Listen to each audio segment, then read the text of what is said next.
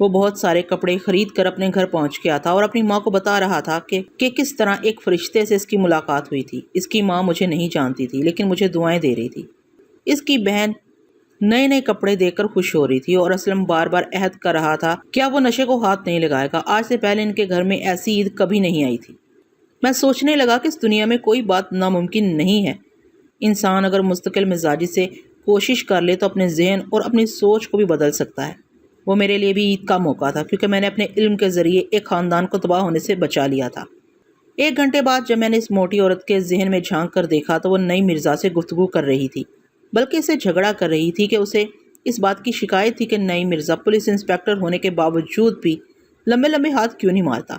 آمدنی نہیں بڑھے گی تو نئے ماڈل کی کار کہاں سے آئے گی؟ نئی مرزا نے اسے جواب دیا۔ نوشابہ تم ہمیشہ ہی جھگڑا لے کر بیٹھ جاتی ہو۔ ہمیں مونگری کی بستی سے اتنی رقم ملتی ہے کہ کہیں اور ہاتھ مارنے کی ضرورت ہی نہیں پڑتی۔ دانش مندی یہی ہے کہ ایک جگہ سے بڑا ہاتھ مارا جائے اور باقی دوسری جگہوں پر ایمانداری سے کام کیا جائے۔ مجھے اپنے سروس ریکارڈ کا بھی تو خیال کرنا پڑتا ہے۔ تم قانون کے محافظ ہو مگر کبھی قانون کی گرفت میں آؤ گے تو یہ پولیس کی ملازمت تمہارے کام نہیں آئے گی۔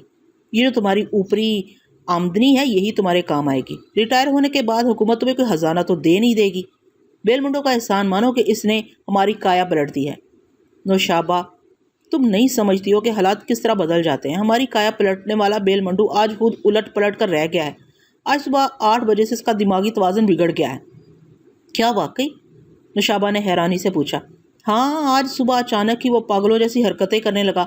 اس کے باڈی گارڈ نے مجھے بتایا کہ وہ پہلے بڑی خاموشی سے اپنے سر کو جھٹکتا رہا۔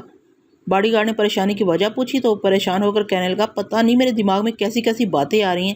میں ان باتوں کو دماغ سے جھڑکنا چاہتا ہوں لیکن میرے مزاج اور میری مرضی کے خلاف عجیب سی سوچیں ابھر رہی ہیں۔ یہ کہہ کر وہ بہت دیر تک ادھر ادھر ٹہلتا رہا اور اپنے سر کے بالوں کو مٹھی میں جکڑ کر چیختا رہا کہ اس کے دماغ میں یہ کیسی گڑبڑ ہو رہی ہے۔ پھر رفتہ رفتہ اس کی حالت بگڑنے لگی۔ وہ کمرے کی چیزیں اٹھا کر ادھر سے ادھر پھینکنے لگا اور چیخ چیخ کر کہنے لگا میں کبھی یہ یقین نہیں کر سکتا کہ مجھ پر جنات کا سایہ پڑ گیا ہے۔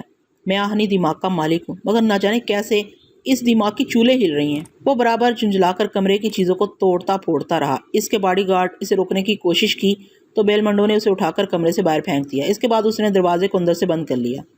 2 گھنٹے بعد جب میں وہاں پہنچا تو اس کے کمرے میں خاموشی تھی۔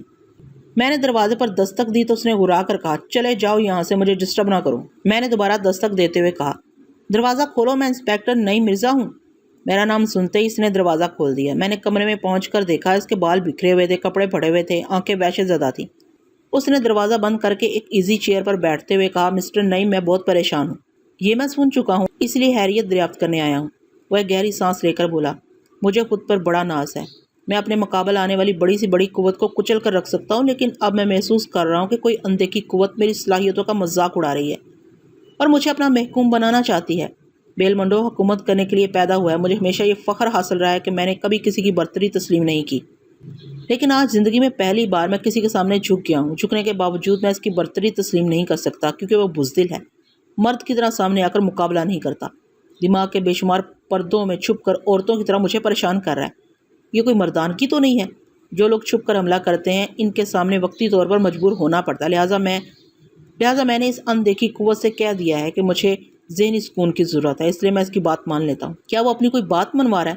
ہاں، اسٹفر نامی ایک شخص سے ایک اہم سودا ہو رہا تھا۔ وہ اور اس کی بیٹی سوسائٹی کے علاقے میں رہتے ہیں۔ آج صبح 8 بجے سے کوئی میرے دماغ میں بیٹھا کہہ رہا ہے کہ میں ان کی خیریت معلوم کروں۔ میں نے اس کے حکم سے انکار کیا تو وہ میرے دماغ میں ہلچل پیدا کرنے لگا۔ میں بیان نہیں کر سکتا کہ میری کیا حالت ہو گئی تھی۔ کاش وہ ہلچل مچانے والا الو کا پٹھا میرے سامنے ہوتا، لیکن میرا غصہ اور میری جھنجھلاہٹ کام نہ آئی۔ تب میں نے مجبور ہو کر سوچا کہ فی الحال مجھے اس کی بات مان لینی چاہیے۔ جب میرا دماغ پرسکون ہوگا تب پھر میں اس اندیکھے شیطان سے نمٹنے کا راستہ تلاش کروں گا۔ میں مر سکتا ہوں لیکن کسی کے سامنے ہمیشہ کے لیے جھک نہیں سکتا۔ تو پھر آپ نے ان دونوں کی خیریت معلوم کی ہے؟ ہاں، سوسائٹی میں جو میرے آدمی ہیں ان میں سے ایک نے اس کوٹھی میں جا کر معلوم کیا ہے۔ وہ دونوں باپ بیٹی مردہ پڑے ہیں مسٹر نعیم۔ میں جس اندیکھے شیطان کا ذکر کر رہا ہوں وہ ٹیلی پیتھی کا ماہر ہے۔ دوسرے الفاظ میں وہ دماغوں پر حکومت کرتا ہے۔ اس نے میری سوچ کے ذریعے معلوم کر لیا ہے کہ اسٹفر اور اس کی بیٹی کو کسی نے قتل کر دیا ہے۔ میں نے دلچسپی لیتے ہوئے پوچھا کیا قاتل کا پتہ چل گیا ہے؟ نہیں، وہ نادیدہ شیطان اب مجھے حکم دے رہا ہے کہ میں قاتل کا پتہ چلاؤں۔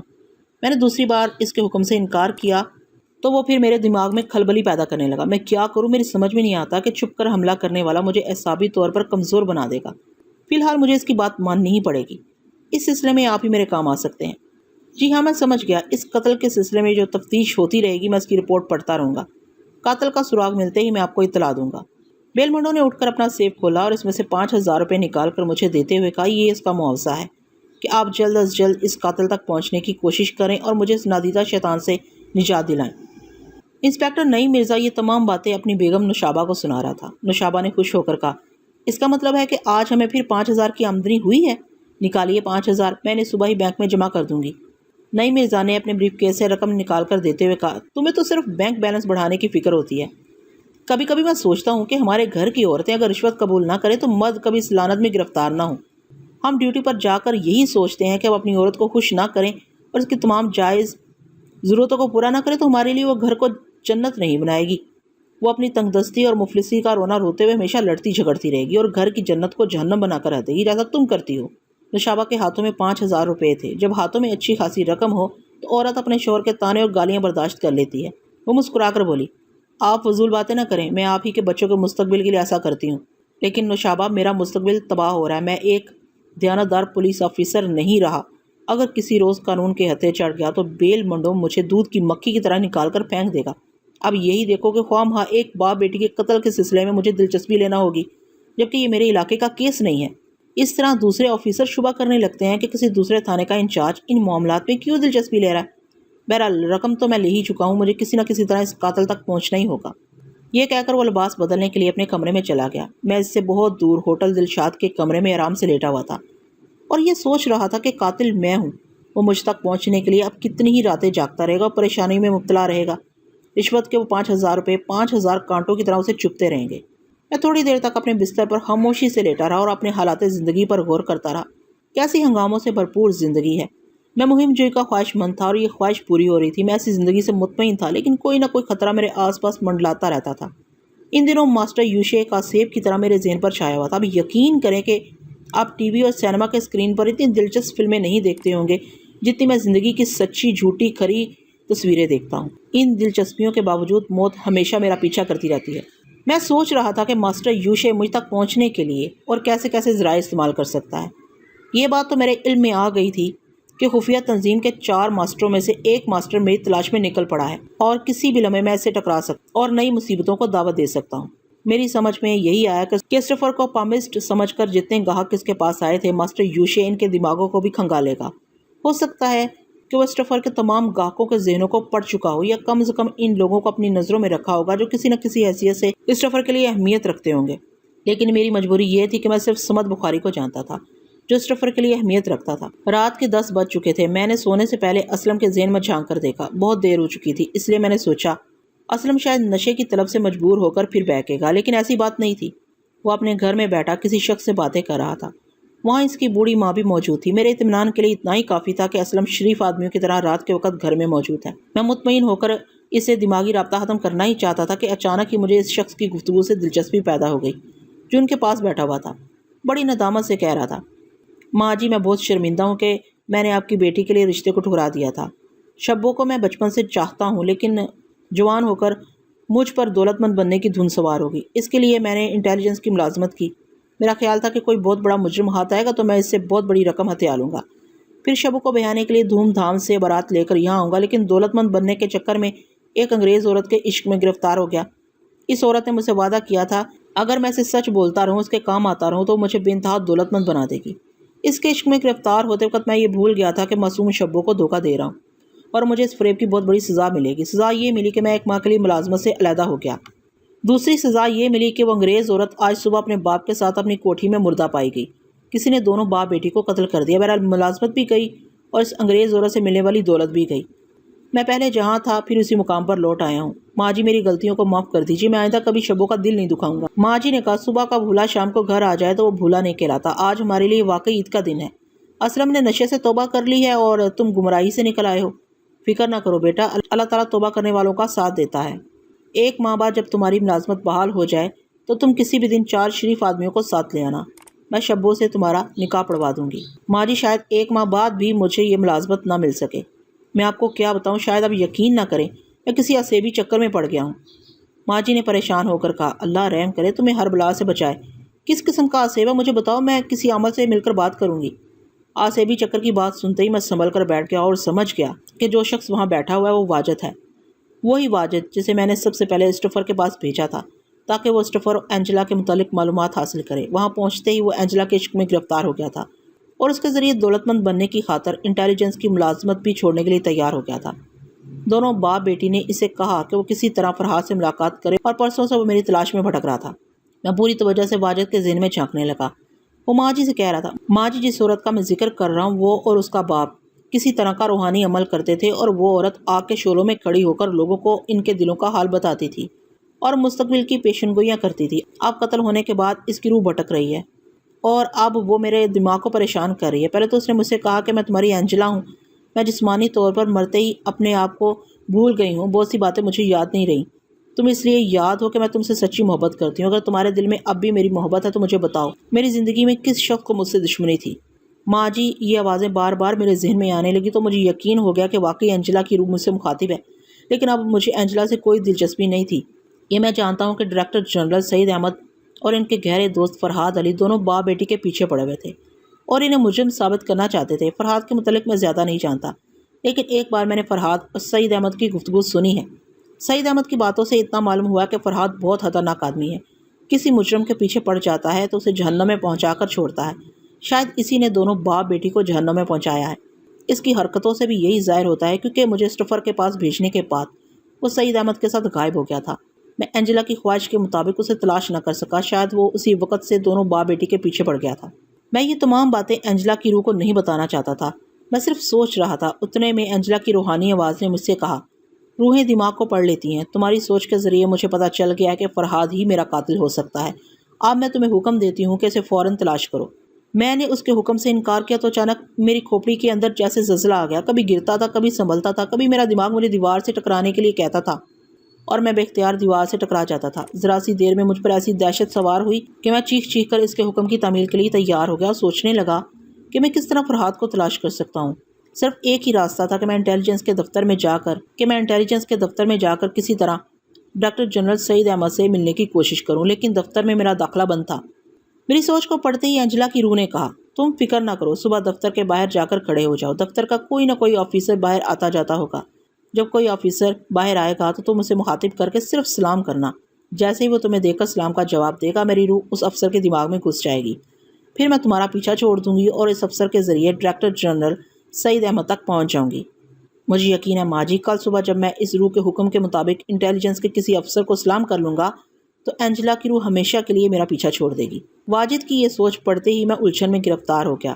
اس وقت میں ہوٹل کے کمرے میں تنہا تھا اور میں بند کمرے میں اپنے طور پر محفوظ تھا، لیکن میں یہ بھی دیکھ رہا تھا کہ ماسٹر یوشے کیسے کیسے روح بدل کر مجھ تک پہنچنے کی کوشش کر رہا ہے۔ پہلے وہ بیل منڈوں کے لیے نادیدہ شیطان بنا، پھر واجد کے دماغ میں اینجلا کی روح کا ڈرامہ کھیلنے لگا۔ دوسری صبح اس ڈرامے کا ڈراپ سین ہونے والا تھا۔ سعید احمد تک پہنچنے کے بعد وہ میری شاہ رگ تک بھی پہنچ جاتا۔ میں نے فوراً ہی سعید احمد سے دماغی رابطہ قائم کیا اور ان سے کہا، سعید صاحب، ماسٹر یوشے بڑی تیزی سے میری طرف بڑھ رہا ہے، وہ کل صبح واجد کے ذریعے آپ تک پہنچ جائے گا۔ اس کے باوجود میں موم کا بنا ہوا نہیں ہوں، جب تک آپ تک پہنچے گا میں ہمیشہ کے لیے آپ سے دماغی رابطہ ختم کر دوں گا اور کبھی آپ سے ملاقات اور نہ کبھی آپ کو سوچ کے ذریعے مخاطب کروں گا۔ اس طرح وہ نادیدہ شیطان آپ کے دماغ سے چھلانگ لگا کر میرے پاس نہیں آ سکے گا، لیکن آپ مصیبت میں گرفتار ہو جائیں گے۔ وہ شیطان آپ کے دماغی توازن کو بگاڑتا رہے گا، لہٰذا آپ میرے مشورے پر فوراً عمل کریں۔ آپ 1 ماہ کی چھٹی لے ہی چکے ہیں، اس لیے آپ کسی کو بتائے بغیر کہیں روپوش ہو جائیں۔ آپ اس وقت جہاں بھی ہیں وہاں سے فوراً نکل آئیں تاکہ آپ کا کوئی رشتہ دار یا دفتر کا کوئی شخص آپ تک نہ پہنچ جائے۔ میں جب دیکھوں گا کہ آپ پوری طرح محفوظ ہیں تو پھر آپ جہاں بھی ہوں گے میں وہاں چلا آؤں گا۔ میرے مشورے پر عمل کریں گے، میرے پاس تفصیلی گفتگو کے لیے وقت نہیں ہے۔ خدا حافظ۔ ان سے رابطہ ختم کرنے کے بعد میں نے ایک سگریٹ سلگایا اور اس کے کش لگاتا ہوا بے چینی سے ٹہلنے لگا۔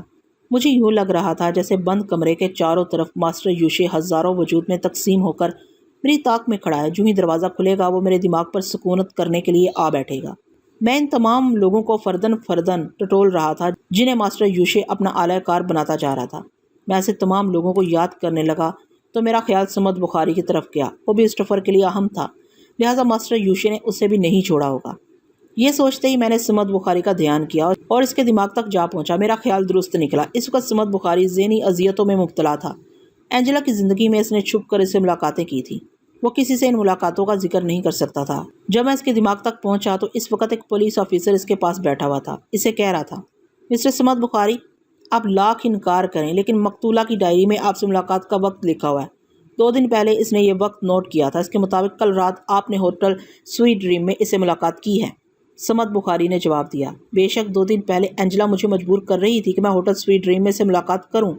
میں بار بار انکار کرتا رہا کیونکہ میں ایک ایسے عہدے پر ہوں جہاں رہ کر مجھے غیر ملکی جاسوسوں سے محتاط رہنا پڑتا ہے۔ اس لیے اس کے اصرار کرنے پر میں نے اس ملاقات کرنے کا فیصلہ کر لیا، لیکن وعدے کے مطابق سویٹ ڈریم میں اس سے ملاقات نہیں کی۔ اینجلا کی ڈائری میں جو کچھ لکھا ہے وہ درست ہے، میں جو کچھ کہہ رہا ہوں وہ بھی غلط نہیں ہے۔ سمد بخاری نے اپنی باتوں سے پولیس آفیسر کو کسی حد تک قائل کر دیا کہ اینجلا اسے لفٹ لینا چاہتی تھی، لیکن اس نے خوبصورتی سے اسے ٹال دیا تھا۔ تھوڑی دیر بعد پولیس آفیسر اسے مسافہ کر کے رخصت ہو گیا۔ اس کے جاتے ہی سمد بخاری ذہنی اذیتوں میں مبتلا ہو گیا۔ ماسٹر یوشیس کے دماغ میں کہہ رہا تھا، مسٹر سمد بخاری، یہ پولیس آفیسر تفتیش کے سلسلے میں جہاں جہاں پہنچ رہا ہے میں بھی وہاں پہنچ جاتا ہوں۔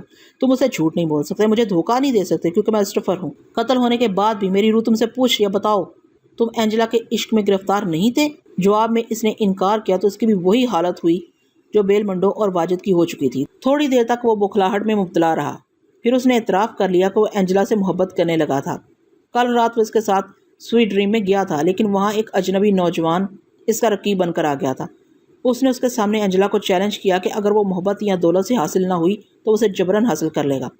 میں نے محسوس کیا کہ اینجلا اس اجنبی سے بہت زیادہ متاثر ہو گئی ہے۔ وہ پروگرام سے پہلے ہی مجھے لے کر سویٹ ڈریم سے باہر آ گئی۔ میں سمجھ گیا کہ اس اجنبی سے کچھ اشارے بازی ہوئی ہے۔ وہ مجھے میرے گھر کے پاس چھوڑ کر آگے بڑھ گئی۔ میں دیکھ چکا تھا کہ ایک ٹیکسی ہماری کار کے پیچھے آ رہی تھی۔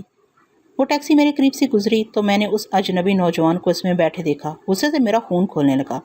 یہ انگریز عورتیں تو بے وفا اور بے حیا ہوتی ہی ہیں۔ مجھے اینجلا سے کوئی شکایت نہیں تھی، لیکن اس اجنبی نوجوان پر بہت غصہ آ رہا تھا جو ایک حسین عورت کو مجھ سے چھین کر لے جانا چاہتا تھا۔ میں نے دل میں کہا، کبھی تو اس اجنبی سے ملاقات ہوگی، میں اپنے اثر و رسوخ کے ذریعے اسے حوالات میں بند کرا دوں گا۔ آج شام کو وہ اچانک ہی مجھے ہوٹل دلشاد کے پاس نظر آیا تو میں نے اس کا پیچھا کیا۔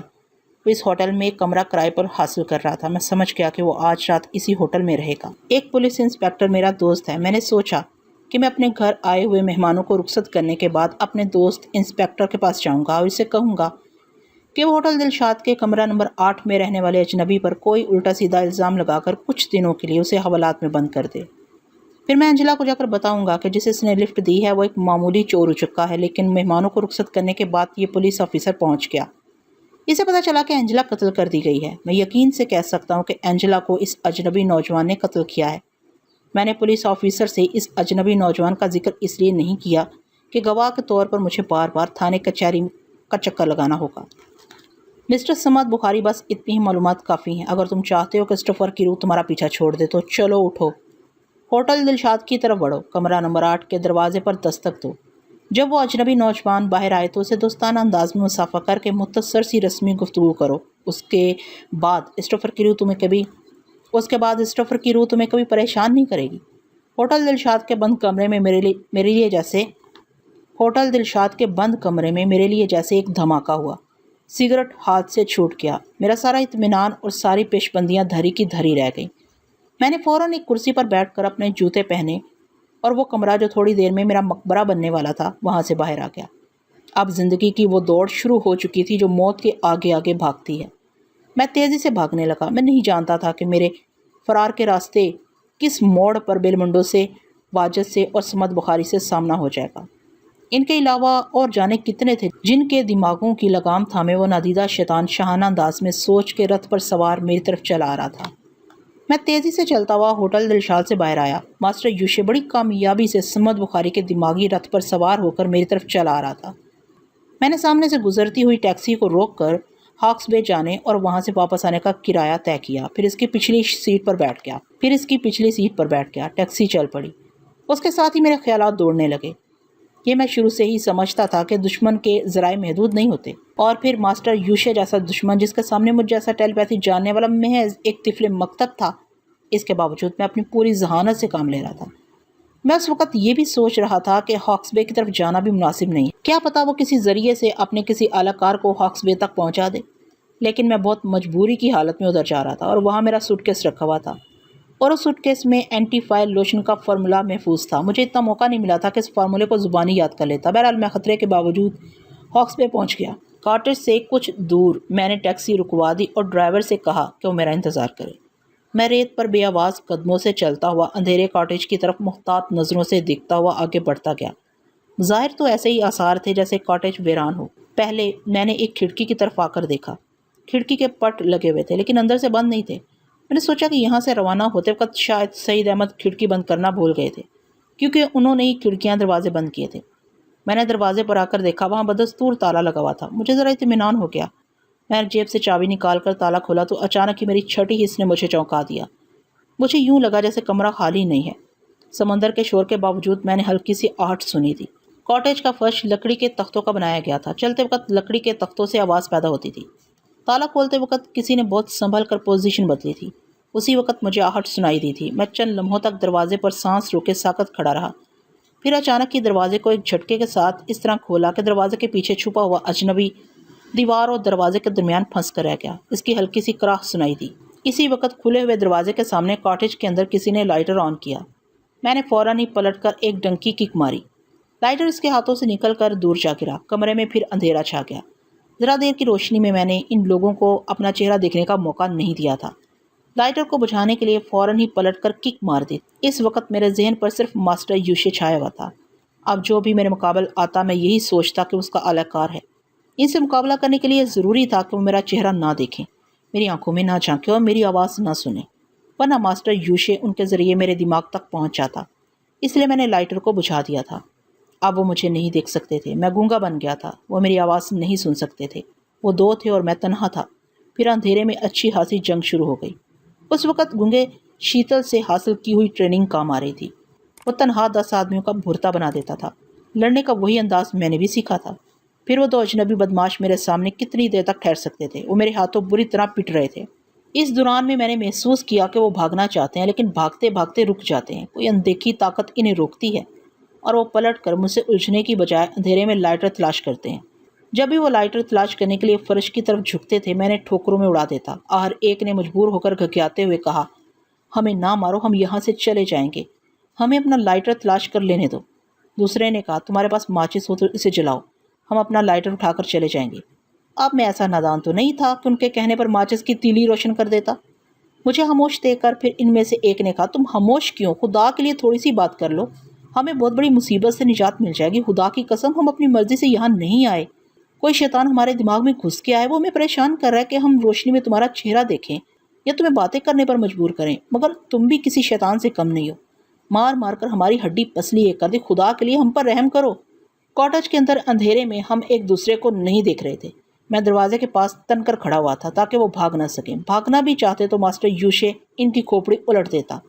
اندھیرے میں کئی بار وہ مجھ پر حملہ کر چکے تھے لیکن میرے جوابی حملوں نے انہیں سمجھا دیا تھا کہ میں تاریکی میں بھی انہیں دیکھ لیتا ہوں۔ حالانکہ ایسی بات نہیں تھی۔ ان کے آگے بڑھنے سے لکڑی کے تختوں کا فرش جب آواز پیدا کرتا یا ان کے ہانپنے کی آواز آتی تو میں یہ معلوم کر لیتا کہ دشمن کس سمت سے آ رہے ہیں۔ اس لیے اب وہ تھک ہار کر بیٹھ گئے تھے اور مجھ سے التجائیں کر رہے تھے کہ میں اپنا جلوہ دکھا دوں۔ میں چپ چاپ کھڑا ہوا ان کے دماغ میں جھانکنے لگا۔ ان کے دماغ میں مجھے ماسٹر یوشے کی تہمکانہ آواز سنائی دے رہی تھی۔ وہ ان سے کہہ رہا تھا، بس اسی طرح فرش پر بیٹھے رہو اور چپ چاپ ادھر ادھر کھسکتے ہوئے لائٹر تلاش کرتے رہو۔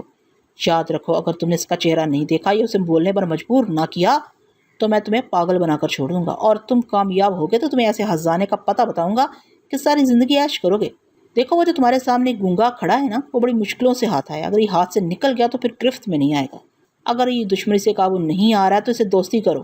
ماسٹر یوشے انہیں سمجھا رہا تھا اور یہ نہیں جانتا تھا کہ دماغ کے اندھیرے میں میں بھی ان کے قریب کھڑا ہوا اس کی سوچ کو پڑھ رہا ہوں۔ اگر اس اندھیرے میں میری سوچ مداخلت کرتی تو وہ فوراً ہی مجھ تک پہنچ جاتا۔ اس وقت میں بتا نہیں سکتا کہ میں کتنے خطرناک شیطان کے سامنے پہنچ گیا تھا۔ میری ذرا سی بھول مجھے اس کے ہاتھوں میں کھلونا بنا سکتی تھی۔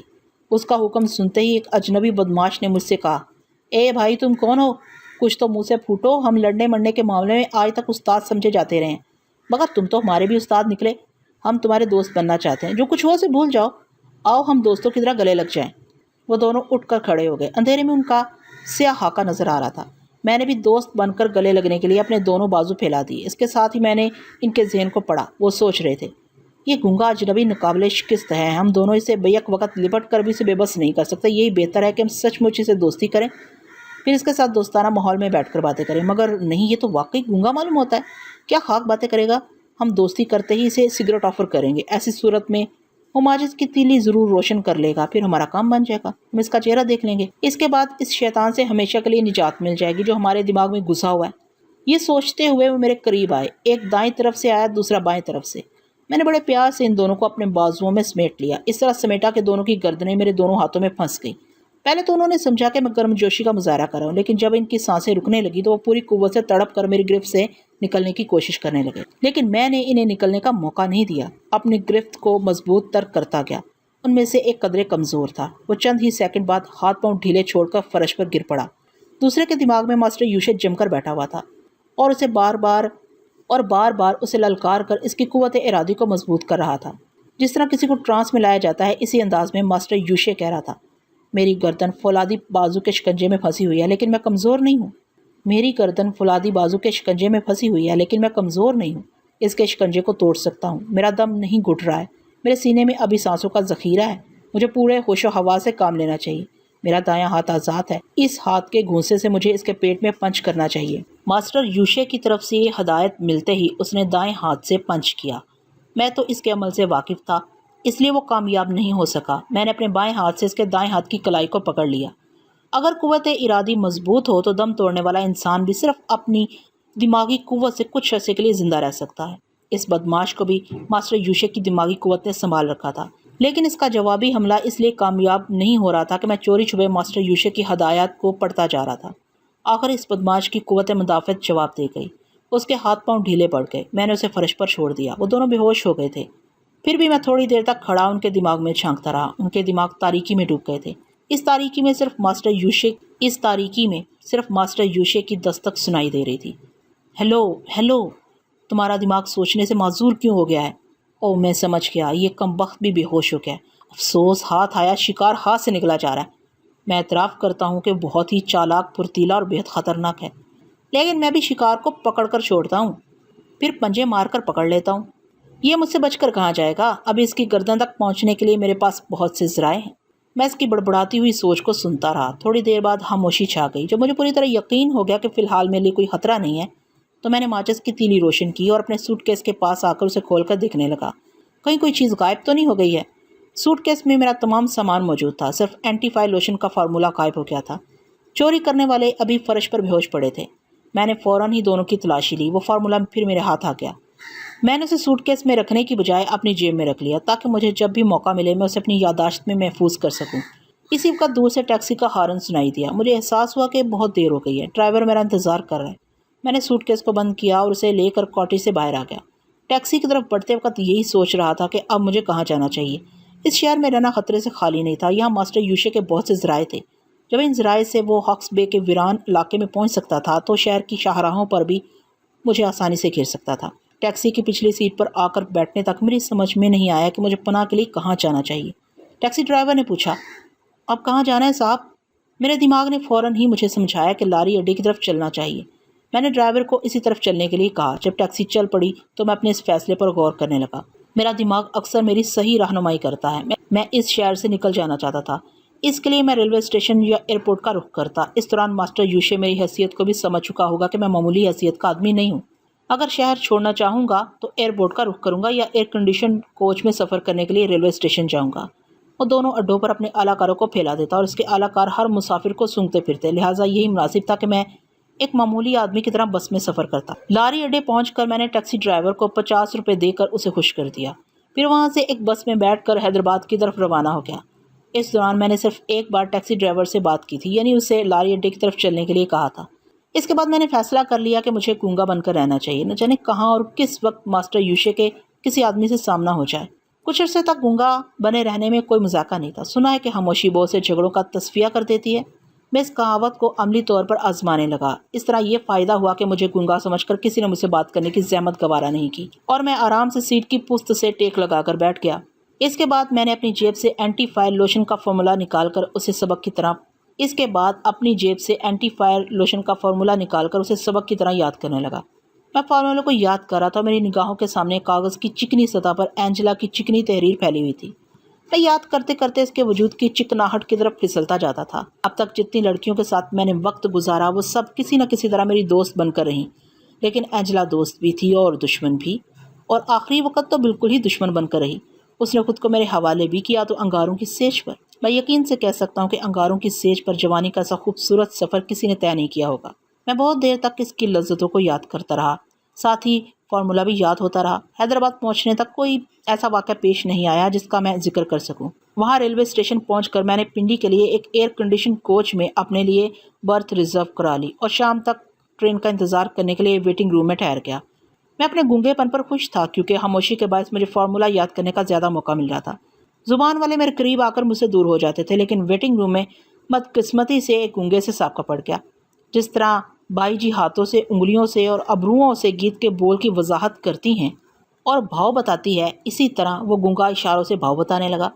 مجھے گونگے شیتل کے ساتھ رہ کر یہ معلوم ہو گیا تھا کہ گونگوں کے مخصوص اشارات کیا ہوتے ہیں اور کس طرح اپنا مطلب بیان کرتے ہیں، اس لیے میں ایک کامیاب گونگے کی طرح سے باتیں کرتا رہا مگر بور ہوتا رہا۔ شام تک اس باتونی گونگے کی صحبت میں رہ کر مجھے یوں محسوس ہوا جیسے میں سچ مچ قوت گویائی سے محروم ہو گیا ہوں۔ میں نے بارہا اسے پیچھا چھڑانے کی کوشش کی، مگر اس خدا کے بندے کو اتنی بڑی دنیا میں اپنے جیسا ایک بندہ مل گیا تھا، اس لیے وہ میرا ساتھ چھوڑنے کے لیے آمادہ نہیں تھا۔ آخر میں نے جھلا کر زبان کھولی، خدا کے لیے میرا پیچھا چھوڑ دو، میں تمہاری طرح گونگا نہیں ہوں، زبان رکھتا ہوں، اب جاؤ یہاں سے۔ وہ مجھے حیرانی سے آنکھیں پھاڑ کر دیکھنے لگا، پھر وہ ہاتھ اٹھا کر غصے سے کوسنے لگا کہ میں گونگا بن کر اس کا مذاق اڑا رہا تھا۔ بہرحال اس نے میرا پیچھا چھوڑ دیا۔ اس کے جانے کے بعد مجھے افسوس ہوا کیونکہ اس کے ساتھ میرا اچھا وقت گزر گیا تھا۔ شام کو ٹرین میں سوار ہوا تو اس وقت مجھے تنہائی کا افسوس نہیں تھا، کیونکہ اتنے ہنگاموں سے گزرنے کے بعد میں خود ہی تنہا رہ کر یہ سوچ رہا تھا کہ پچھلے ہنگاموں میں نے کیا کھویا اور کیا پایا ہے۔ اپنے کوچ کی ایک برتھ پر آرام سے لیٹ کر جب میں نے پچھلی جدوجہد کا حساب کیا تو بہت سی کامیابیاں اور ناکامیاں سامنے آئیں۔ کامیابی میں یہ بات شامل نہیں تھی کہ میں نے اینجلا جیسی حسینہ کو حاصل کیا تھا، کیونکہ ایسی عورتیں تو مجھے حاصل ہوتی ہی رہتی تھیں۔ میری سب سے بڑی کامیابی یہ تھی کہ میں نے اب تک ماسٹر یوشے جیسے خطرناک دشمن سے خود کو بچا رکھا تھا اور اس کی گرفت میں آتے آتے نکل گیا تھا۔ دوسری بڑی کامیابی یہ تھی کہ میں نے اینٹی فائر لوشن کا فارمولہ حاصل کر لیا تھا اور اسے اپنی یادداشت میں محفوظ بھی کر لیا تھا۔ میری یادداشت بہت مضبوط ہے، ایک بار جسے دیکھ لیتا ہوں یا پڑھ لیتا ہوں اسے کبھی نہیں بھولتا۔ اینٹی فائر لوشن کی شیشی بھی میرے پاس محفوظ تھی، اس لیے میں نے اس کاغذی فارمولے کو پھاڑ کر پھینک دیا۔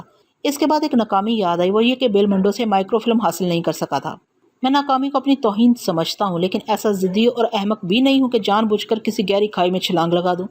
ماسٹر یوشے کا دماغ ایک گہری کھائی کی طرح تھا جس میں گرنے کے بعد دوبارہ وہاں سے نہیں نکل سکتا تھا، لہٰذا اس خطرناک کھائی سے دور بھاگنے کے لیے ضروری تھا کہ میں بیل منڈو کے قریب نہ جاتا۔ اسے دور بھاگنے کے باوجود اس کی مصنوعی ناک اور ناک کے نتنے میں چھپی ہوئی مائکرو فلم یاد آتی رہتی تھی، لیکن اب میں اسے حاصل کرنے کی کوئی تدبیر نہیں کر سکتا تھا۔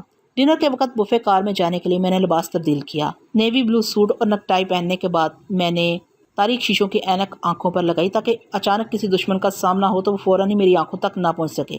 پوری طرح تیار ہونے کے بعد جب میں آئینے کے سامنے آیا تو سب سے پہلے اپنی خوبروئی پر عاشق ہو گیا۔ اس کے بعد مکمل سکون سے میں نے احتیاطی تدابیر پر غور کیا۔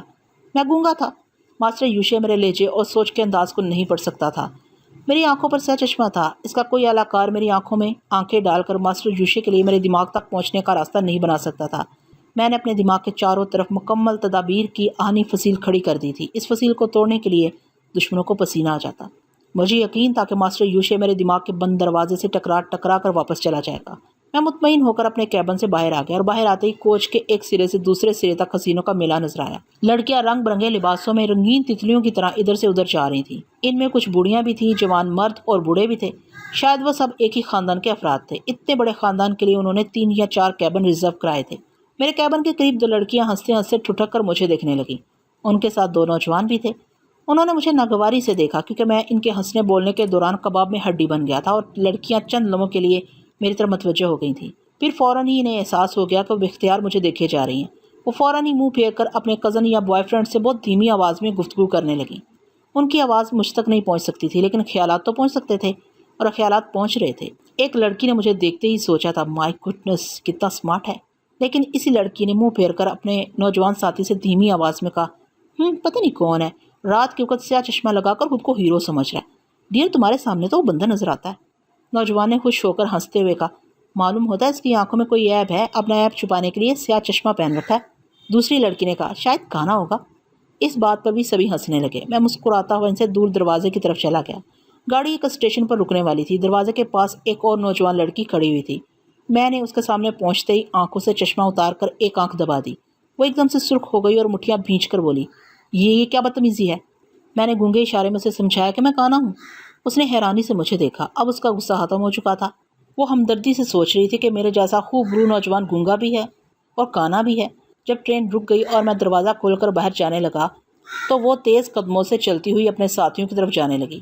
میں بوفے کی طرف جاتے ہوئے اس کے دماغ میں جھانک رہا تھا۔ وہ اپنے ساتھیوں کے پاس پہنچ کر اسی لڑکی سے مخاطب ہوئی جس نے مجھے کانا کہا تھا۔ شہانہ، تم نے اس نوجوان کو دیکھا جو ابھی یہاں سے گیا؟ بیچارہ کانا ہے۔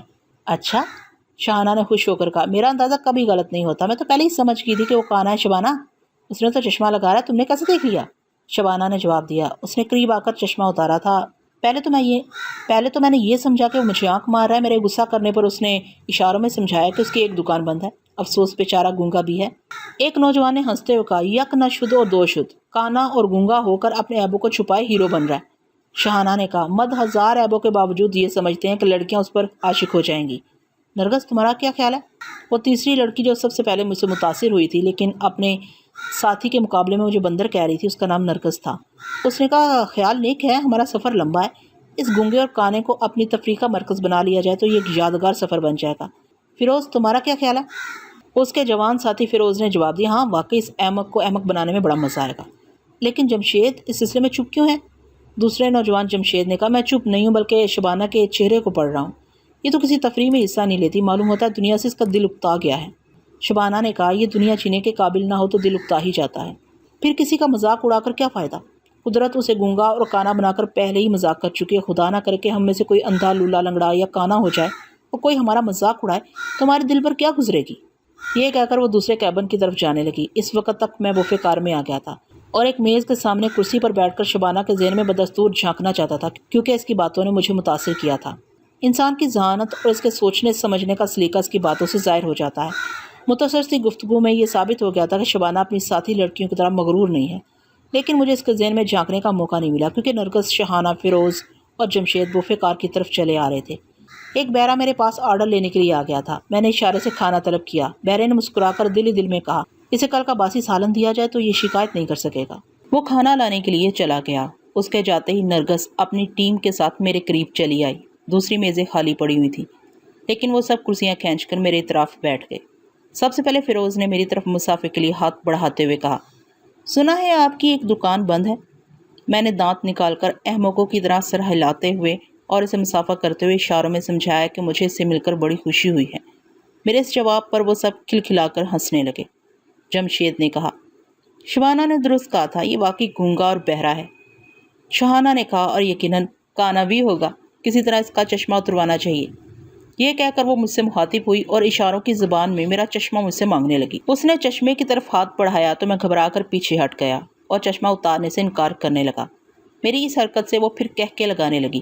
شہانہ شرارت پر تلی ہوئی تھی۔ وہ اپنی جگہ سے اٹھی تاکہ میرے قریب آ کر زبردستی چشمہ اتار لے۔ اسی وقت میں نے اس کی سوچ میں کہا، یہ فیروز کیسا گدھے کی طرح ہنس رہا ہے، جی چاہتا ہے ایک ہاتھ اس کے منہ پر رسید کر دوں، اور مجھے ایسا کرنا چاہیے۔ یہ میرا ہاتھ گھوم رہا ہے۔ جسم کا ہر عضو دماغ کا تابع فرمان ہوتا ہے۔ اس کے دماغ نے جیسے ہی حکم دیا اس کا بایاں ہاتھ تیزی سے گھوم گیا۔ تراخ کی آواز کے ساتھ فیروز کے منہ پر ایک زور کا تمانچہ پڑا۔ وہ بوکھلا کر کھڑا ہو گیا۔ تمام لوگوں کے کہہ کے ایک ساتھ گھٹ کر رہ گئے۔ بوفے کار میں بیٹھے ہوئے دوسرے لوگ بھی شہانہ اور فیروز کی طرف متوجہ ہو گئے تھے۔ چند لمحوں تک کسی کی سمجھ میں نہیں آیا کہ یہ ہوا کیا۔ پھر نرگس غصے سے اچھل کر کھڑی ہو گئی کیونکہ فیروز اس کا بوائے فرینڈ تھا اور وہ اپنے بوائے فرینڈ کی توہین کیسے برداشت کر سکتی تھی۔ شہانہ، تمہیں یہ جرت کیسی ہوئی؟ کیا سوچ کر تم نے فیروز پر ہاتھ اٹھایا ہے؟ میں نے فوراً شہانہ کے دماغ میں کہا اور شہانہ نے اسے زبان سے دہرایا، یہ ایک گدھے کی طرح ہنس رہا تھا۔ یہ کہتے ہوئے شہانہ نے اپنے دونوں ہاتھوں سے سر کو تھام لیا اور کرسی پر بیٹھ گئی کیونکہ میں نے اس کے دماغ کو آزاد چھوڑ دیا تھا۔ اب وہ سوچ رہی تھی، یہ اچانک مجھے کیا ہو گیا تھا؟ میں نے فیروز کو تماچا کیوں مار دیا؟ یہ درست ہے کہ مجھے اس سے نفرت ہے، یہ ہمیشہ میرے جمشید کی برائی کرتا رہتا ہے، لیکن اس وقت تماچا مارنے کی کوئی معقول وجہ نہیں تھی۔ پھر میرا ہاتھ کیسے چل گیا؟ وہ بہت پریشان تھی اور نرگس غصے سے کہہ رہی تھی، تم فیروز کو گدھا کہہ رہی ہو؟ تم خود گدھی ہو، تمہارا جمشید گدھا ہے۔ جمشید نے کہا۔ نرگس اپنی زبان کو قابو میں رکھو، تم ہاں مجھے گالی دے رہی ہو۔ فیروز نے اپنی جگہ سے اٹھ کر جمشید سے کہا، تم کیا اندھے بہرے ہو؟ کیا تم نے نہیں دیکھا کہ شہانہ نے میرے ساتھ کیا سلوک کیا ہے؟ ٹھیک کیا ہے، جمشید نے کہا، میں سب جانتا ہوں، تم میرے پیٹھ پیچھے شہانہ کے سامنے میری برائیاں کرتے ہو۔ میں نے ہی اسے سمجھا بجھا کر روک رکھا تھا، ورنہ یہ تو تمہیں جوتے سے مارنا چاہتی تھی۔ یہ کیا مارے گی؟ ذرا تم ہی دیکھ لو کہ میرا ہاتھ کیسا بھاری ہے۔ یہ کہہ کر اس نے جمشید کے منہ پر ایک گھونسا جڑ دیا۔ پھر تو بوفے کار میں ہنگامہ برپا ہو گیا، میزیں اور کرسیاں الٹنے لگیں، عورتیں سہم کر چیختی ہوئی ایک طرف بھاگنے لگیں۔ فیروز اور جمشید دونوں ہی پاگل ہو گئے تھے اور پاگل ہاتھی کی طرح ٹکرا رہے تھے۔ جو بچ بچاؤ کے لیے آگے بڑھتا تھا وہ مار کھا کر پلٹ جاتا تھا۔ میں آہستہ آہستہ چلتے ہوئے اس گوشے میں آ گیا جہاں نرگس کھڑی ہوئی وحشت زدہ نظروں سے انہیں لڑتے ہوئے دیکھ رہی تھی اور سوچ رہی تھی، یہ کیا ہو گیا؟ ہم تو اس گونگے کو تماشا بنا کر تفریح کرنے آئے تھے، اب یہاں خود تماشا بن رہے ہیں۔ یہ سب کچھ اس حرام زادی شہانہ کی وجہ سے ہو رہا ہے۔ جی چاہتا ہے میں اس کے منہ پر تماچا رسید کر دوں۔ میں نے نرگس کی سوچ میں کہا، میں شہانہ سے کمزور تو نہیں ہوں، یہ دبلی پتلی ہڈی سی ہے۔ اگر میں نے اپنی توہین کا بدلہ نہ لیا تو ہمیشہ دل ہی دل میں کڑتی رہوں گی۔ حرام زادی کمینی، میں تجھے نہیں چھوڑوں گی۔ وہ گراتی ہوئی اور گالیاں دیتی ہوئی تیزی سے آگے بڑھی اور شہانہ کو تڑا تڑ مارنے لگی۔ جواب میں شہانہ بھی اس سے لپٹ گئی۔ ہنگامہ سرد ہونے کی بجائے اور گرم ہو گیا۔ میں اطمینان سے چلتا ہوا دروازے کے پاس آ کر کھڑا ہو گیا اور تماشا بنانے والوں کو تماشا بنتے ہوئے دیکھنے لگا۔ تھوڑی دیر بعد گاڑی کے اسٹیشن پر رکی تو میں وہاں سے نکل کر ایئر کنڈیشن کوچ میں واپس آ گیا۔ وہاں شبانہ دروازے کے پاس کھڑی ہوئی تھی۔ میں نے اندر آ کر اپنی آنکھوں سے چشمہ اتارا اور کانا بننے کے لیے جو آنکھ دبائی تھی اسے رومال سے صاف کرنے کے بعد کھول دیا۔ شبانہ نے میری دونوں آنکھوں کو حیرانی سے دیکھتے ہوئے پوچھا، کیا تم کانے نہیں ہو؟ میں نے اشارے سے کہا کہ میں اس کی بات نہیں سمجھتا ہوں۔ تب اسے یاد آیا کہ میں گونگا ہوں۔ اس نے اشارے سے اپنی آنکھ دبا کر وہی سوال کیا، لیکن آنکھ دباتے وقت اسے فوراً احساس ہو گیا کہ اس عمل کو صرف آنکھ دبانا ہی نہیں کہتے بلکہ آنکھ مارنا بھی کہتے ہیں۔ وہ ایک دم سے جھمک کر نظریں چرانے لگی۔ میں نے گونگے پن سے اس کے شانے کو تھپک کر اپنی طرف مخاطب کیا اور اسے سمجھایا کہ میری آنکھ میں تنکا پڑ گیا تھا، اس لیے میں نے ایک آنکھ بند کی ہوئی تھی۔ بات اس کی سمجھ میں آ گئی۔ اب وہ مجھ جیسے اجنبی کے سامنے ٹھہرنا نہیں چاہتی تھی۔ میں نے اس کی سوچ میں کہا، یہ بیچارہ گونگا اور بے ضرر انسان ہے، یہ فیروز جمشید کی طرح گندی نیت کا معلوم نہیں ہوتا، مجھے اس کے قریب رہتے ہوئے نہیں ہچکچانا چاہیے۔ وہ ایک گہری سانس لے کر کھڑکی کے باہر گزرتے ہوئے مناظر کو دیکھتی ہوئی سوچنے لگی، ہاں ٹھیک ہی تو ہے، بیچارے گونگے لوگ ہمدردی اور توجہ کے محتاج رہتے ہیں۔ زبان رکھنے والوں نے کبھی میرے دکھ درد کو نہیں سمجھا۔ یہ زبان والا نہیں ہے، اس لیے میری حقیقت کو سمجھ کر کبھی نفرت کا اظہار نہیں کر سکے گا، وہ سوچ رہی تھی، اور میرے دل میں اس کے لیے بے پناہ ہمدردی کا جذبہ پیدا ہو رہا تھا۔ اس ایئر کنڈیشن کوچ میں اتنے دولت مند لوگوں کے درمیان رہنے والی وہ لڑکی اندر سے اتنی دکھی ہوگی، یہ حقیقت باہر سے سمجھ میں نہیں آ سکتی تھی۔ میں نے اس کی سوچ میں کہا، میں تو بظاہر خوشحال نظر آتی ہوں، پھر وہ کون سا دکھ ہے جو اندر ہی اندر مجھے کھائے جا رہا ہے؟ اگرچہ میں اپنے دکھوں کو اچھی طرح پہچانتی ہوں، پھر بھی تنہائی میں ان کی یاد تازہ کرتے وقت ایک دکھ بھرا سکون محسوس ہوتا ہے۔ پرانی یادوں کی البم نہ ہو تو ماضی سے رشتہ کٹ جاتا ہے، اور ماضی سے کٹ کر زندہ رہنا بہت مشکل ہے۔ میں اس کی سوچ کے ذریعے اسے اکسا رہا تھا کہ وہ اپنی زندگی کی کتاب میرے سامنے کھول دے، لیکن بعض لڑکیاں اپنی زندگی کے کسی اہم راز کو دل کے تہخانے میں اس طرح چھپا دیتی ہیں کہ دماغ کے اندر خیالوں کی سرنگ بچھانے والا فرہاد علی بھی اس تہخانے تک نہیں پہنچ سکتا۔ میں نے بہت کوشش کی کہ وہ میری مرضی کے مطابق سوچے، لیکن اس کے ذہن کے اندر اچھی خاصی خیالی جنگ ہوتی رہی، اور وہ اپنے ماضی کے متعلق سوچنے سے انکار کرتی رہی۔ جب اسے احساس ہوا کہ میں اس کے چہرے کو مسلسل تک رہا ہوں اور ذہنی کرب میں مبتلا ہونے کے باعث اس کے چہرے سے پریشانی ظاہر ہو رہی ہے، تو وہ جلدی سے سر جھکا کر دوسری طرف چلی گئی۔ میں اس کے خیالات پڑھتا ہوا اپنے کیبن میں آ گیا۔ کپڑے تبدیل کرنے کے دوران بھی میں اس کے ذہن میں جھانکتا رہا۔ وہ اپنے کیبن میں پہنچنے کے بعد اپنی ماں سے باتیں کرنے میں مصروف ہو گئی تھی اور چھوٹے بھائی کو گود میں لے کر اسے کھلا رہی تھی۔ باتوں کے دوران اس نے ماں کو سمجھایا، امی آپ اس قدر اداس کیوں رہتی ہیں؟ ہمیں جو نقصان اٹھانا تھا اٹھا چکے ہیں، خدا کا شکر ہے کہ آپ کے نام جو جائیداد رہ گئی ہے اس کے سہارے ہم عزت و آبرو سے زندگی گزار لیں گے۔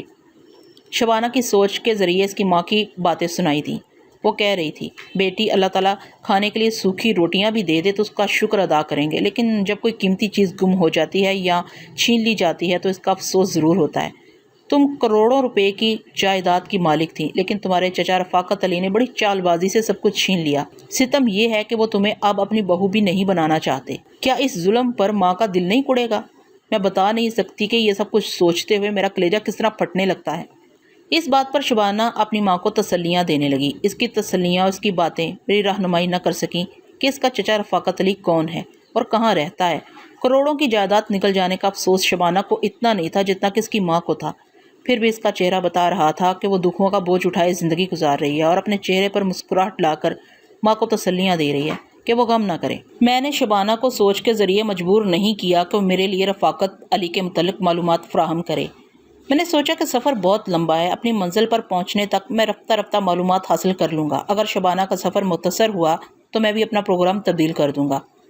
میں تو محض کچھ عرصے کے لیے ماسٹر یوشے سے پیچھا چھڑانا چاہتا تھا، اس کے لیے میں کہیں بھی وقت گزار سکتا تھا۔ اگر شبانہ اس کی ماں اور اس کے چھوٹے بھائی کے کام آ کر وقت گزر جاتا تو اس سے اچھی اور کیا بات ہوتی۔ میں برتھ پر آ کر لیٹ گیا۔ میں نے اندر سے دروازہ بند نہیں کیا تھا، مجھے بہرے کا انتظار تھا۔ وہ آئے گا تو میں اپنے لیے کھانا منگواؤں گا۔ 2 گھنٹے بعد ٹرین ایک اسٹیشن پر رکی تو وہی بہرا دروازہ کھول کر اندر آ گیا، جسے میں نے بوفے کار میں کھانے کا آرڈر دیا تھا۔ اس کے ہاتھ میں کھانے کی ٹرے تھی۔ اس نے مجھے دیکھتے ہی ہاتھ نچا کر کہا، واہ گونگے میاں، لڑائی جھگڑے سے ڈر کر یہاں آ کر چھپ گئے ہو۔ یہ کھانا کیا تمہارا باپ کھائے گا؟ مجھے یہ بات سن کر بہت غصہ آیا، لیکن اپنے گونگے پن سے مجبور تھا۔ اگر زبان کھولتا تو تمام ایئر کنڈیشن کوچ میں یہ خبر پھیل جاتی۔ بوفے کار میں بھی بہرا اپنی حیرت کا اظہار کرتا کہ ایک شخص نہ جانے کیوں خواہ مخواہ گونگا بننے کی کوشش کر رہا تھا۔ اس کی یہ بات کسی دشمن کے کانوں تک پہنچتی تو میرا یہ سکون برباد ہو جاتا، اس لیے میں نے اپنے غصے کو برداشت کر لیا۔ بہرا برتھ کی سائڈ میز پر کھانے کی ٹرے رکھ رہا تھا۔ میں نے سالن کی پلیٹ اٹھا کر اسے سونگھتے ہوئے اشاروں میں کہا کہ یہ سالن ٹھیک نہیں ہے۔ بہرے نے کہا، واہ، گونگوں کے سونگھنے کی حس بڑی تیز ہوتی ہے برخوردار۔ یہ فرسٹ کلاس سالن ہے جو مسافر اپنی پلیٹوں میں ایک آدھ بوٹی چھوڑ دیتے ہیں، ہم انہیں کچن میں واپس لے جا کر ایک ہانڈی میں جمع کرتے ہیں۔ اس طرح ہم جھوٹے سالن کی ایک ہانڈی تیار کر لیتے ہیں۔ اس ہانڈی سے جو آمدنی ہوتی ہے وہ بہرے اور باورچی کی جیب میں جاتی ہے۔ یہ باتیں وہ اس انداز سے ہاتھ نچا کر کہہ رہا تھا جیسے سالن کی تعریف میں زمین و آسمان کے کلابے ملا رہا ہو۔ میں نے جھجلا کر گونگے اشارے میں کہا، اسے واپس لے جاؤ، میں نہیں کھاؤں گا۔ میرا اشارہ سمجھ کر وہ الٹی سیدھی باتیں کرنے لگا۔ وہ زبردستی مجھے کھانے پر مجبور نہیں کر سکتا تھا، اس لیے کھانے کی ٹرے اٹھانے لگا۔ اسی وقت میں نے اس کی سوچ میں کہا، مجھے کھانے کی یہ ٹرے اس گونگے پر الٹ دینی چاہیے، بعد میں اسے معافی مانگ لوں گا۔ یہ سوچتے ہی اس نے ٹرے کو اپنے سر سے بلند کیا۔ اسی وقت میں نے اس کی سوچ میں گھبرا کر کہا، ارے ارے ارے، ٹرے مجھ پر الٹ رہی ہے، میرے ہاتھ کانپ رہے ہیں۔ یہ سوچ اس کے دماغ کے کنٹرول میں نہیں تھی، اس کے ساتھ ہی اس کے ہاتھ کانپے اور ٹرے میں رکھی ہوئی دال اور سالن اس پر الٹ گیا۔ اس کا سر، چہرہ اور کپڑے سب کے سب دال اور شوربے سے بھیگ رہے تھے، اور مرغی کی ایک ٹانگ اس کے گریبان میں یوں پھنس گئی تھی جیسے اس نے نکٹائی لگا رکھی ہو۔ اسی وقت میں نے جیب سے 1 روپیہ نکال کر ٹپ کے طور پر اسے دیا۔ اس نے جلا کر 1 روپے کو گالی دی۔ کانچ کی پلیٹیں ٹوٹ گئی تھیں۔ وہ خالی ٹرے لے کر گالیاں بکتا ہوا کیبن سے باہر جانے لگا۔ اس کا جھلایا ہوا ذہن اس سے کہہ رہا تھا کہ دروازے کو زور سے بند کرنا چاہیے۔ باہر جا کر جب اس نے دروازے کو بند کرنے کے لیے ہاتھ بڑھایا تو میں نے اس کی سوچ میں کہا، مجھے دروازہ بند کرتے وقت اس گونگے کو گھونسا دکھانا چاہیے۔ وہ دروازہ بند کر ہی رہا تھا کہ میری سوچ کے مطابق اس نے بایاں ہاتھ بڑھا کر گھونسا دکھایا۔ اسی وقت دروازہ ایک جھٹکے سے بند ہو گیا۔ اس کے چیخنے کی آواز ایک کنڈیشن کوچ کے ایک سرے سے دوسرے سرے تک گونجتی چلی گئی۔ میں نے جلدی سے آگے بڑھ کر دروازے کو کھولا۔ دروازے اور چوکھٹ کے بیچ اس کی کلائی بری طرح پھنس گئی تھی۔ جب وہ کلائی آزاد ہوئی تو اس کی آستینیں خون سے بھیگ رہی تھیں۔ بہت سے لوگ دوڑتے آ رہے تھے۔ میں نے فوراً ہی چشمہ پہن لیا تھا۔ وہ بہرا سہمی ہوئی نظروں سے مجھے دیکھ رہا تھا اور اب مثبت انداز میں سوچ رہا تھا۔ میں نے اس گونگے کو گالیاں دی تھیں۔ گونگوں کی معصومیت رنگ لاتی ہے، خدا نے مجھے یہ سزا دی ہے۔ یہ کتنی عجیب سی بات ہے کہ میں نے خود اپنے کھال سے دوسرے کو زخمی کیا ہے۔ ایسے وقت میں اپنے آپ میں نہیں تھا، مجھ پر سچ مچ خدا کا قہر نازل ہوا ہے۔ دوسرے کیبنوں سے نکل کر آنے والے اسے چیخنے کی وجہ پوچھ رہے تھے اور کبھی مجھے اور کبھی اس کی خون آلود آستین کو دیکھ رہے تھے۔ بہرے نے کہا، یہ سب کچھ میری غلطی سے ہوا ہے۔ دروازہ بند کرتے وقت میرا ہاتھ دب گیا تھا۔ ایک ادھیڑ عمر شخص نے بہرے کو سر سے پاؤں تک دیکھتے ہوئے کہا، تمہارے کپڑوں پر سالن گرا ہوا ہے اور تم نے اپنا ہاتھ خود دروازے میں پھنسا لیا۔ کیا ان باتوں سے ظاہر نہیں ہوتا کہ تم نشہ کرتے ہو؟ میاں، شرم کرو اور اس واقعے سے عبرت حاصل کرو۔ اگر نشے کی حالت میں چلتی ٹرین سے گر گئے تو جان سے جاؤ گے۔ چلو جاؤ یہاں سے، خبردار یہاں نشے کی حالت میں نہ آنا۔ وہ سر جھکا کر وہاں سے جانے لگا۔ اس ادھیڑ عمر کے آدمی کے ساتھ کھڑے ہوئے ایک بوڑھے شخص نے اپنے کیبن کی طرف مڑتے ہوئے کہا، چلو رفاقت علی، اس کمبخت نے شطرنج کا مزہ خراب کر دیا۔ رفاقت علی کا نام سن کر میں چونک گیا۔ شاید یہ وہی رفاقت علی ہو جس نے شبانہ سے اس کی کروڑوں کی جائیداد چھین لی تھی۔ رفاقت علی نے میرے کیبن کے اندر دیکھتے ہوئے مجھ سے پوچھا، تم تنہا سفر کر رہے ہو؟ میں نے اشارے سے بتایا کہ میں گونگا ہوں اور اس کی باتیں سمجھنے کے قابل نہیں ہوں۔ رفاقت علی نے اشاروں میں اپنا سوال دہرایا۔ میں نے اسے بتایا کہ ہاں، میں تنہا سفر کر رہا ہوں۔ اس کے بوڑھے ساتھی نے کہا، کیا بات ہے رفاقت، تمہیں اس کی تنہائی سے کیا دلچسپی ہے؟ میں اس گونگے کے متعلق بہت کچھ سوچ رہا ہوں۔ پہلی بات تو یہ ہے کہ اس نے ڈبل کرایہ دے کر پورا کیبن اپنے لیے ریزرو کرایا ہے۔ دوسری بات یہ ہے کہ ہمارے ساتھ جوان لڑکیاں ہیں، ये गूंगे अंदर से बड़े गहरे होते हैं, हमें इस पर कड़ी नज़र रखनी चाहिए। तीसरी बात ये है कि इसके कैबिन में तन्हाई है, अगर हम इसके साथ दोस्ती कर लें तो हम यहाँ बड़े सुकून से शतरंज खेल सकते हैं। वहाँ कैबिन में हमारी बेगमात बकवास करती रहती हैं और अपनी बकवास के ज़रिए हमारी चालें बदलती रहती हैं। यहाँ खेलने में लुत्फ़ आएगा। बूढ़े ने तायद में सर हिलाकर कहा, तुम वाकई ज़हीन हो, वक्त और हालात के मुताबिक मुकम्मल मंसूबा बना लेते हो। यहाँ हमारा खेल भी होगा और हम इस नौजवान पर नज़र भी रखेंगे। जब वो दोनों अपने इस फैसले पर मुत्तफिक हो तो रफ़ाकत अली ने दोस्ताना अंदाज में मुसाफे के लिए मेरी तरफ हाथ बढ़ाया और मुझे इशारों में समझाया कि वो इस कैबिन में आकर थोड़ा वक्त गुजारना चाहते हैं। मैंने खुशी से इजाज़त दे दी। वो दोनों शतरंज की बिसात लाने के लिए अपने कैबिन की तरफ चले गए। मैं अपने कैबिन में आया और बर्थ पर बैठकर रफ़ाकत अली के जहन में झांकने लगा। वो अपने कैबिन में पहुंचकर कह रहा था, बेगम मैं यहाँ शेख साहब के साथ खेलता रहूँगा, तुम लाइट बुझाकर सो नहीं सकोगी। यहाँ एक कैबिन में गूंगा सफ़र कर रहा है, इजाज़त हो तो मैं वहाँ जाकर शतरंज की बाजी जमाऊँ। उसकी बेगम पटाखे की तरह बोलने लगी, आप किस गूंगे से दोस्ती करके आए हैं? मैं आपकी चालबाजियों को खूब समझती हूँ, साफ क्यों नहीं कहते हो कि शबाना की माँ पर नीयत ख़राब है? कान खोलकर सुन लीजिए, मैं आपको रात भर के लिए शतरंज खेलने की इजाज़त नहीं दूंगी। चुपचाप बत्ती बुझाइए और यहाँ सो जाइए। और शेख साहब, आप तो शतरंज के दीवाने हैं, इस उम्र में भी रातों को जागते हैं। खुदा के लिए मेरे मियाँ का पीछा छोड़िए, सुबह होगी तो शतरंज की बिसात जमा लीजिएगा। रफ़ाकत अली अपनी बीवी के आगे भीगी बिल्ली बन गया था। वो दोबारा अपने कैबिन से बाहर नहीं आ सका। बेगम ने शेख साहब को रुखसत करके कैबिन को अंदर से बंद कर दिया था और बत्ती बुझा दी थी। मैं थोड़ी देर के लिए मायूस हो गया। रफ़ाकत अली यहाँ शतरंज खेलने के लिए आता तो मैं यकीनन इसके ज़हन से बहुत सी बातें घुलवा लेता, मगर रात भर के लिए बेगम पहरेदार बन गई थी। जो औरत अपने शोहर पर इस कदर हावी हो वो यकीनन इसकी साजिशों में शरीक रहती होगी। औरत दिमागी तौर पर कमज़ोर होती है, मर्द जो बात देर से उगलता है उसे औरत फ़ौरन ही उगल देती है। ये सोचकर मैं बेगम के जहन में झांकने लगा। बेगम बत्ती बुझाने के बाद रफ़ाकत अली के बिस्तर पर आकर बैठ गई थी और धीमी आवाज़ में कह रही थी, आप मेरे सर की कसम खाइए, क्या आप अभी मुझसे झूठ बोलकर जुलेहा के पास जाना नहीं चाहते थे? रफ़ाकत अली ने कहा, बेगम शबाना की माँ को इस तरह बदनाम ना करो। जो कुछ उसके पास था वो सब कुछ तो हमने छीन लिया, अब उसे इज्जत से तो रहने दो। उसे बदनाम करके हमें कोई फ़ायदा हासिल नहीं होगा। बेगम ने कहा, आप झूठी पारसाई जता रहे हैं। मैंने आपको नींद की हालत में कई बार जुलेहा का नाम बड़बड़ाते सुना है। मुझे तो यकीन नहीं है कि मैं नींद में बड़बड़ाता हूँ। वो फ़र्ज़ महाल मैंने नींद में इसका नाम भी लिया है तो उसकी वजह यह है कि वो दूसरे पहलू से मेरे जहन पर हावी रहती है। वो दूसरा पहलू क्या है, ज़रा मैं भी तो सुनूं। मैं तुम्हें पहले भी बता चुका हूँ कि इस्लामाबाद के रास्ते में जो जुलेहा के नाम शानदार कोठी है उसे मैं हासिल करना चाहता हूँ, मगर तुम्हारे बेटे फ़िरोज़ ने मेरे इस मंसूबे को खाक में मिला दिया है। पहले वो शबाना से इश्क करता था, जब शादी की बात आई तो वो नरगस से मोहब्बत करने लगा। तुम माँ होकर अपने बेटे को नहीं समझा सकती कि वो शबाना से शादी करेगा तो इस शानदार कोठी के साथ जुलेहा की तमाम जायदाद शबाना के जेज में चली आएगी। हमारे पास दौलत की क्या कमी है कि मेरा बेटा एक कोठी और थोड़ी सी जायदाद के लिए शबाना जैसी बदकार लड़की को अपनी शरीके हयात बनाए? बेगम, ये तो सोचो कि शबाना को बदकार बनाने वाला तुम्हारा ही बेटा है। वो गुस्से से बोली, बस अपनी ज़ुबान बंद रखें। बाप होकर बेटे को बदनाम करना चाहते हैं? आप ये नहीं सोचते कि जुलेहा अपनी जायदाद शबाना के जेज में नहीं देगी?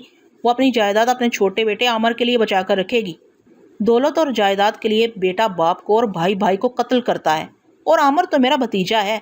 इसे रास्ते से हटा देना कौन सा मुश्किल काम है? तुम्हारा बेटा अगर चाहे तो मेरे मंसूबे को कामयाब बना सकता है। क्या आप ये चाहते हैं कि वो शबाना से शादी कर ले? हाँ, मैं यही चाहता हूँ। आपका दिमाग ख़राब हो गया? जो लड़की शादी से पहले एक मुर्दा बच्चे को जन्म दे चुकी है, क्या मैं उसे अपनी बहू बनाऊंगी? वो मुर्दा बच्चा तुम्हारे बेटे का ही था। इस हकीकत से इनकार क्यों करती हो? ख़ानदान में नाक ऊँची रखने के लिए बहुत सी हकीकतों से इनकार करना पड़ता है। अब मैं समझ गई कि आप शबाना को क्यों साथ लिए फिरते हैं। आप चाहते हैं कि वो फिर अपनी अदाओं से मेरे बेटे को दीवाना बना ले, मगर आपके चाहने से कुछ नहीं होगा। नरगस मेरी भांजी है और मैं इसे अपनी बहू बनाऊंगी। रफ़ाकत अली ने बेजार होकर कहा, तुम्हारे जो जी में आता है करो। हमारे जैसे मर्द हर मैदान में जीत जाते हैं लेकिन बिस्तर पर आकर हार जाते हैं। चलो आओ, अब सो जाओ। मैंने बेगम से दिमागी राब्ता ख़त्म कर दिया और अपने तौर पर सोचने लगा। शबाना के तमाम हालात मेरे सामने चले आए थे। उसे अंदर ही अंदर कौन सा दुख खाया जा रहा था ये भी मुझे मालूम था। वो सचमुच सितम रसीदा थी।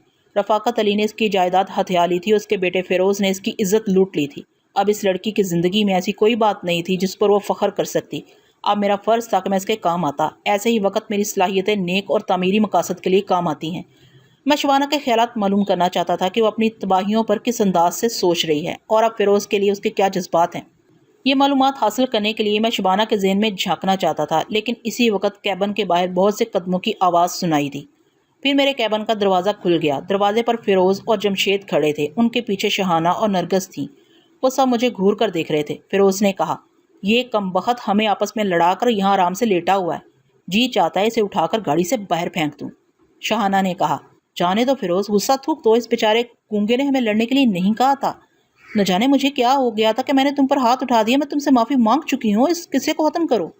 جمشید نے کہا، ہمیں تو اس بات پر غصہ آ رہا ہے کہ اسے تماشا بنانے کے بجائے ہم تماشا بن گئے۔ بوفے کار میں پلیٹوں اور کرسیوں کا جو نقصان ہوا، ہمیں اس کی قیمت ادا کرنا پڑی۔ ان کی باتوں کے دوران نرگس نے حیرانی سے چیخ کر کہا، ارے یہ تو کانا نہیں ہے، شبانہ نے جھوٹ کہا تھا۔ نرگس کی بات پر وہ سبھی چونک کر میری آنکھوں کی طرف دیکھنے لگے۔ اس وقت میں نے چشمہ اتار دیا تھا۔ فیروز نے آگے بڑھ کر ایک آنکھ دباتے ہوئے مجھ سے پوچھا، تم کانے نہیں تھے؟ پھر کیا اس لڑکی کو آنکھ مار رہے تھے؟ میں نے اشاروں میں انہیں سمجھایا۔ میری آنکھ میں تنکا پڑ گیا تھا، اس لیے میں نے اپنی ایک آنکھ بند کر رکھی تھی۔ میرے جواب پر وہ بے حد مایوس ہوئے، کیونکہ ان کی توقعات کے مطابق مجھ میں کوئی عیب نہیں تھا۔ جمشید نے حقارت سے کہا، اگر کانا نہیں ہے تو کیا ہوا، گونگا تو ہے، کون اس کے ساتھ اپنا دماغ خراب کرے، چلو یہاں سے۔ وہ سب وہاں سے جانے لگے۔ میرے کیبن میں فیروز سب سے آگے تھا۔ جانے کے لیے پیچھے مڑتے وقت وہ سب سے پیچھے ہو گیا۔ نرگس اس کے ساتھ چلنے کے لیے دروازے سے لگی کھڑی تھی اور بے اختیار مجھے دیکھے جا رہی تھی۔ اس وقت اگر میں اس کے خیالات کو پڑھتا تو اس کے بہت سے چور جذبے مجھ پر عیاں ہو جاتے، لیکن میں اس کی طرف توجہ نہ دے سکا، کیونکہ میں شبانہ کی خاطر سب سے پہلے فیروز سے نبٹنا چاہتا تھا۔ اس لیے میں اس کے ذہن میں جھانک رہا تھا۔ وہ واپس مڑتے وقت میرے کیبن سے باہر جانے کے دوران کنکھیوں سے نرگس کو دیکھتے ہوئے سوچ رہا تھا، یہ بظاہر میرے ساتھ چلنے کے لیے دروازے پر کھڑی رہ گئی ہے، مگر بے اختیار اس گونگے کو دیکھے جا رہی ہے۔ میں نے بوفے کار میں بھی کئی بار یہ بات نوٹ کی ہے کہ بلا شبہ اس گونگے کی شخصیت میں ایسا مردانہ حسن اور کشش ہے کہ ہر عورت اسے دیکھنے پر مجبور ہو جائے گی اور ہر مرد اسے دیکھ کر ایک رقیب کی طرح کڑتا رہے گا۔ اس نے دروازے پر پہنچ کر بظاہر مسکراتے ہوئے نرگس کا ہاتھ تھام لیا، پھر اس کے ساتھ چلتے ہوئے سوچنے لگا، لیکن مجھے نرگس سے ایسی توقع نہیں تھی۔ میں نے اس کے لیے شبانہ جیسی وفادار لڑکی کو چھوڑ دیا، اور یہ ہے کہ گونگے کی طرف اندر ہی اندر کروٹ بدلتی جا رہی ہے۔ لوگ سچ کہتے ہیں، عورت ذات پر بھروسہ نہیں کرنا چاہیے۔ میں نے اسی وقت اس کی مثبت سوچ میں کہا، یہی بات شبانہ میرے متعلق سوچ رہی ہوگی کہ مرد ذات پر بھروسہ نہیں کرنا چاہیے۔ جب کسی کی بے وفائی چرکا لگاتی ہے تو دوسرے کی وفائی یاد آتی ہے۔ میں جانتا ہوں کہ شبانہ آج بھی میری آس لگائے جی رہی ہے۔ مجھے اسے اس طرح نظر انداز نہیں کرنا چاہیے۔ اس کی منفی سوچ نے کہا، یہ میں اچانک ہی شبانہ کے متعلق کیوں سوچ رہا ہوں؟ میں نے اس کی مثبت سوچ میں کہا، شاید اس لیے کہ وہ سوچنے سمجھنے کی چیز ہے۔ ایسے وقت جب کہ میں نرگس کی بہکتی ہوئی نظروں کو سمجھ رہا ہوں تو شبانہ ضرور یاد آئے گی کہ اس کی آنکھوں میں کتنی حیا ہے۔ وہ پریشان ہو کر اپنی پیشانی کو سلانے لگا۔ نرگس نے ایک جگہ رک کر پوچھا، کیا بات ہے، تم کچھ پریشان نظر آ رہے ہو؟ جمشید سے خواہ مخواہ جھگڑا ہو گیا تھا، میرا سارا بدن دکھ رہا ہے، اب میں جا کر ذرا آرام کروں گا۔ نرگس سوچنے لگی، اسے چلا جانا چاہیے، لیکن رسمی طور پر اسے روکنا بھی ضروری ہے۔ میں نہیں چاہتی کہ یہ سچ مچ رک جائے۔ پتہ نہیں کیوں صرف اس گونگے کے متعلق سوچنے کو دل چاہتا ہے، مگر رسمن تو کہنا ہی ہوگا۔ وہ کہنے لگی، تم اتنی جلدی چلے جاؤ گے تو میں بستر پر کروٹیں بدلتے بدلتے تمہارے ہی بارے میں سوچتی رہوں گی، مگر اس وقت تمہارا بدن دکھ رہا ہے، تمہیں واقعی آرام کی ضرورت ہے۔ تم جاؤ آرام کرو، اب صبح ملاقات ہوگی۔ وہ گڈ نائٹ کہہ کر اپنے کیبن کی طرف چلا گیا۔ نرگس اپنے کیبن کے دروازے پر کھڑی سے دور تک جاتے دیکھتی رہی، جیسے اس جانے والے کے لیے اس کی نگاہیں ترس رہی ہوں۔ لیکن جیسے ہی وہ الوداعی انداز میں ہاتھ ہلا کر اپنے کیبن کے اندر گیا تو وہ فوراً ہی پلٹ کر میرے کیبن کی طرف دیکھنے لگی۔ ٹیلی پیتھی کا علم میرے لیے باعث رحمت بن گیا ہے۔ اس کے ذریعے میں لوگوں کی دوہری شخصیتوں کو کھلی کتاب کی طرح پڑھ لیتا ہوں۔ ہر تجربے کار انسان اس حقیقت کو سمجھتا ہے کہ انسان کے اندر دو متضاد خیالات اور دو متضاد شخصیتیں ہوتی ہیں۔ وہ اوپر سے جو کچھ نظر آتا ہے اندر سے اس کے بالکل برعکس ہوتا ہے۔ اس کے ہونٹ بظاہر جس کے لیے مسکراتے ہیں، اس کا دل باطن میں نہیں مسکراتا بلکہ گالیاں دیتا ہے۔ یہی حال نرگس کا تھا۔ اس کی نرگسی آنکھیں فیروز کے کیبن کی طرف تھیں کہ کہیں وہ آ نہ جائے۔ اس کا نرگسی دل میرے کیبن کے دروازے پر لگا ہوا تھا اور دھڑکتے ہوئے کہہ رہا تھا، ہم لڑکیاں جس طرح کا آئیڈیل اپنے دماغ میں تراشتی ہیں وہ حقیقی دنیا میں نہیں ملتا۔ ملتا بھی یا تو گونگا ہوتا ہے یا کسی طرح کا عیبی ہوتا ہے۔ مجبور ہو کر دولت کی خاطر فیروز جیسے نوجوانوں کو گلے لگانا پڑتا ہے۔ فیروز میں کسی چیز کی کمی نہیں ہے۔ چونکہ وہ گونگا مجسم میرے آئیڈیل کے روپ میں آ گیا ہے، اس لیے فیروز پھیکا پڑ گیا ہے۔ میری سمجھ میں نہیں آتا کہ میں کیا کروں۔ دانش مندی تو یہی ہے کہ اپنے آئیڈیل کو نظر انداز کر دوں، کیونکہ پنڈی پہنچتے ہی فیروز سے منسوب ہونے والی ہوں۔ وہ اپنے کیبن میں داخل ہوتے ہوئے سوچتی رہی، ہاں ٹھیک ہی تو ہے، صرف اس ٹرین میں اس گونگے کا ساتھ ہے، پھر وہ کہاں ہوگا اور میں کہاں رہوں گی۔ 24 گھنٹے کے لیے مجھے ایسے آئیڈیل پر لعنت بھیج کر صبر کرنا چاہیے۔ ہاں بندر کہیں کا، ایک بار پہلے بھی اس نے مجھے بندر کہا تھا، وہ بھی صرف فیروز کو سنانے کے لیے۔ لیکن میں خیالات کی تہہ میں پہنچنے والا یہ سمجھ رہا تھا کہ اس کی زبان جو کہتی ہے وہ دل نہیں کہتا، اور دل جو کہتا ہے اسے زبان کہتے ہوئے ڈرتی ہے۔ وہ بہت حسین تھی۔ اس کے بدن کے خطوط اتنے دل نشین تھے کہ مجھے پہلی فرصت ہی میں اس کی طرف متوجہ ہو جانا چاہیے تھا، لیکن میں تعمیری مقصد کے سامنے تحریک کی باتیں نہیں سوچتا۔ اس وقت میرا مقصد شبانہ کی بگڑی بنانا تھا، جبکہ خداوند کریم نے مجھے اتنی صلاحیتیں دی تھیں کہ وہ مالک بے نیاز مجھے وسیلہ بنا کر ایک ستم رسیدہ لڑکی کی تقدیر سنوارنا چاہتا تھا، تو پھر میں اس نیک کام میں کوتاہی کیسے کر سکتا تھا؟ میں نے نرگس کو اس کے حال پر چھوڑ دیا اور شبانہ کی دلی کیفیات کا جائزہ لینے لگا۔ شبانہ اپنے بستر پر کروٹیں بدل رہی تھی اور کبھی وہ کروٹ بدل کر دوسری برتھ پر لیٹی ہوئی اپنی والدہ کو دیکھتی تھی۔ اس کی والدہ کی بند آنکھیں بتا رہی تھی کہ وہ بڑی دیر تک آنسوؤں سے بھیگنے کے بعد گہری نیند سو رہی ہیں۔